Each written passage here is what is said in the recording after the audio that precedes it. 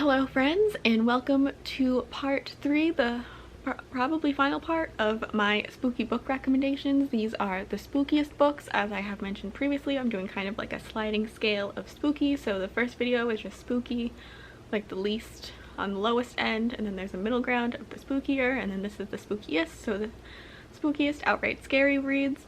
I was just gonna call it like scary reads recommendations, but my brain just really likes the idea of having the spooky, spookier, spookiest like video lineup, so we're doing that. I can reach for a well-worn book to give me an escape. First, I'm gonna just briefly mention one book and an author in general, and that is Stephen King. I'm not gonna super talk about Stephen King. I feel like you probably know about Stephen King, especially because I do personally really love Stephen King. I have a tattoo from it. Like, if you follow our channel, you probably know this. If you don't, I'm not going to talk about Stephen King a lot. Maybe I'll do a Stephen King recommendation video specifically of just like some of his favorites that I've read.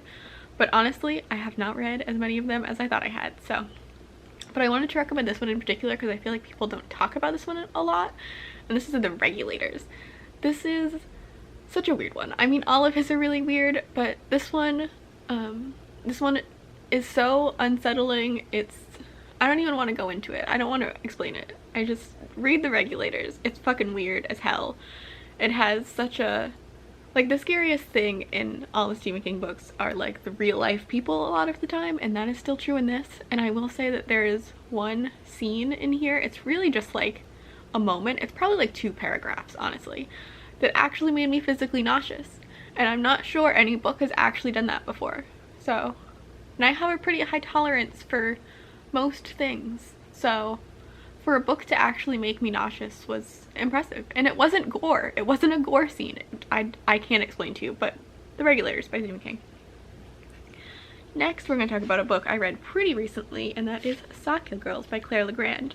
The reason I put this in the scariest section, even though it is YA, and I would say it probably is pretty safe for most people, is just, and overall it's not like super scary, but it does get pretty gory and pretty creepy and unsettling. And yeah, there's a lot of gore in here for a YA novel, and I feel like this book does not shy away from the bad stuff, and I loved that about this. Like, this is a really well done, incredible horror novel, and definitely go out and read this. It's also queer, so that's great. It takes place on an island where girls keep going missing, and we follow 3 different girls who know about this. One of which is the police chief's daughter, one girl is a new arrival to the island, and the other girl is maybe possibly involved. So, it's a lot of fun. It's real good.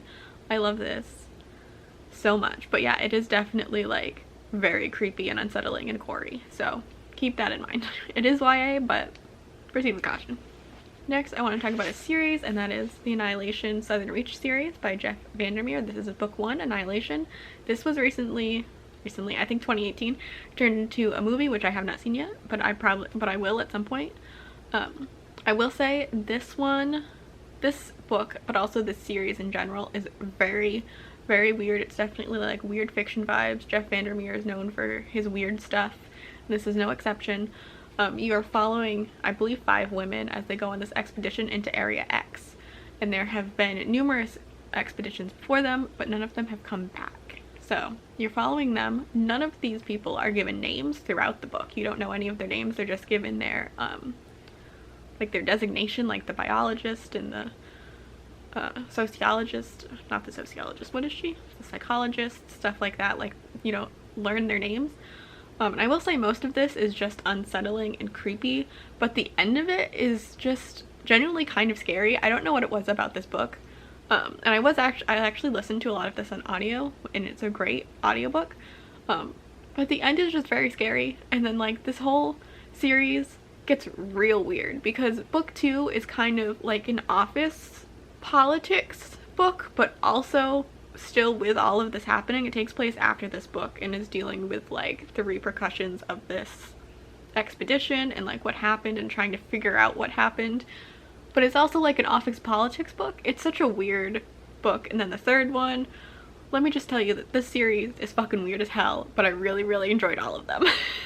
So I will say definitely a lot of gore, definitely not for the faint of heart. These are definitely creepy and scary and unsettling and gross at points. So keep that in mind. But saying that, I really loved these.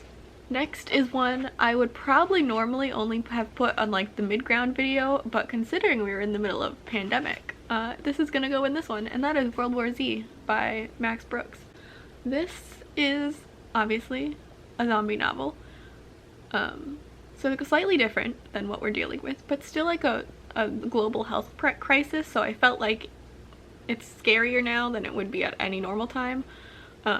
I will say, if you are an audiobook person or you're open to it, listen to this audiobook. It's done with a full cast. It's done incredibly well. This is just an oral history of the zombie war, as it says on the cover. It's someone interviewing people as they talk about their experiences with what happened as there was a zombie outbreak, and then how they dealt with it, what was dealt with, what wasn't dealt with, all of that. And then like how they're coping now, kind of post zombie war. Although they're also kind of not post-zombie war. Like obviously you can never really be post-zombie as soon as zombie happens. That was a weird sentence.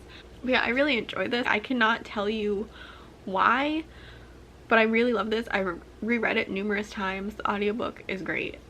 So yeah, if you can handle reading about a global health crisis, then I would definitely highly recommend this. But if you can't, I totally understand. I have not reread it since everything started. I probably won't for a while. I have enough phobias. We don't need to add zombies to the list at the moment. Next is also something I think that is considered YA. I'm not sure anymore though, but it's based on a very well-known video game series, and that is The Silver Eyes by Scott Cawthon and Breed-Wrisley. I forgot both of their names for a second there. This is obviously based on the Five Nights at Freddy's video game franchise, which if you don't know is a video game where you are the security person at a kind of like Chuck E. Cheese style place, but it's called Fazbear's Pizzas, and you are supposed to be keeping the animatronics in the building basically, and sometimes that doesn't go so great for you, and this is kind of how that started. You get the lore of Five Nights at Freddy's is super interesting to me. I don't know why, but I am super a sucker for all of that kind of like weird mysterious stuff, and Scott, who is the video game developer, is just really good at giving like you little pieces of stuff that just really makes you want to know more. The second one is probably my favorite one because it's just so interesting, and it's just so terrifying. I can't tell you exactly what it is about this book or these video games that make it so terrifying. I kind of can. The part that makes the video game so terrifying is that you can't fight back. Like in the video games, you're just sitting there and you have to hide. Like there's no fighting back aspect. This book though, I could not tell you why it was so scary. There's one scene where you see Foxy, who is one of the animatronics, like coming for the main character, and the way it is written is just so creepy. It actually generally freaks me out a little bit. So I had to put it in this video just for that alone. Like the fact that one scene like freaked me out so much was really impressive. I will say I think this has a new cover now. This is like the self-published edition. I think they got to deal with a publisher and have like nicer covers now. Not that this one is bad. Freddy will stare into your soul. So yeah, if you are not terrified of animatronics, as I am, I mean, listen, animatronics in general are just super unsettling to me. They're so creepy and weird. So if you also think that and you don't mind being further scared of them, Five Nights at Freddy's, the video game or the books. I've only read this one. I know that there's more out. I don't really have any interest in picking up more of them. Maybe I will at some point, but next I want to talk about The Shining Girls by Lauren Beukes. This is such a weird book. I don't know if I can describe it fully at all. It's also been several years since I've read it, but even then I remember parts of this book. What was that noise?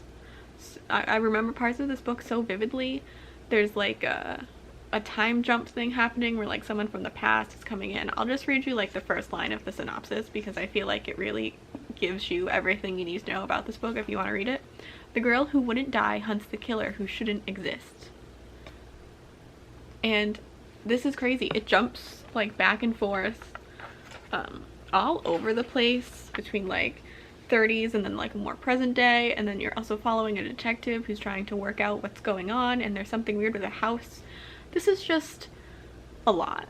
It was very good. I could barely put it down to do anything besides read it, even though at the time I did have to put it down to do other things, which was honestly kind of upsetting. This one was a lot. Yeah, I haven't really been giving like trigger content warnings for most of these just because I don't remember them super well, but I will say for this one, like, trigger warnings for everything. Like, from my memory, it's probably just like everything. Just proceed with caution on this one. It is really good. I loved it a lot. I give it 5 stars, but like, it might not be for everyone, so keep that in mind. Next, we're going to talk about a book that I loved, and that is a very large book and a very weird book, and one I might reread soon, to be completely honest with you, even though it's like 800 pages, and that is House of Leaves by Danielewski. This got hyped up, I'm pretty sure, a lot a few years ago or something, but yeah, this book is a lot. It obviously is about a house, and it's about a house that changes, and the format is weird and set up, and there's also footnotes, and I can't really explain to you what this book is doing because I'm just not sure I could explain this book at all to anyone. I'm not sure if anyone can really explain this book. I will say, if you are a fan of horror, if you are a fan of found footage, if you are a fan of creepy house shenanigans, I definitely recommend this book. It's a lot of fun to read. It's a lot though. It's very dense. It's very thick. There's also like a lot of footnotes. It's like you're reading a book that someone else has read, and as you can see, it says like House of Leaves by Zampano with introduction notes by Johnny Tarrant, so it's supposed to be like by someone else and stuff, but it's so well done. This is like one of those things that it feels very gimmicky when you look at it and when it's explained to you, but the way that the author has done it, it works really well. Yeah, it works really well. It's amazing. I don't even know what more I can say about this book. It was so good. It's so good. I tabbed a bunch of things too when I was reading it, which I don't always do anymore. And I did read this quite a few years ago, but like, this is a lot. If you're really into horror and stuff, I would highly recommend this. I do not know what I would even begin to give trigger warnings for, so look into that. So I would definitely proceed with caution on this one, because I have no idea what I would give for trigger warnings. It's a lot. There's definitely a lot happening in this one. So those are my spookiest or scary reading recommendations. I hope you enjoyed. I hope you enjoyed this whole series. If you have any recommendations for me, please feel free to leave them in the comments down below. I'm always up for spooky or scary book recommendations. They're some of my favorite. I hope you're having a good day. I hope you're happy and safe. Life before death radiance.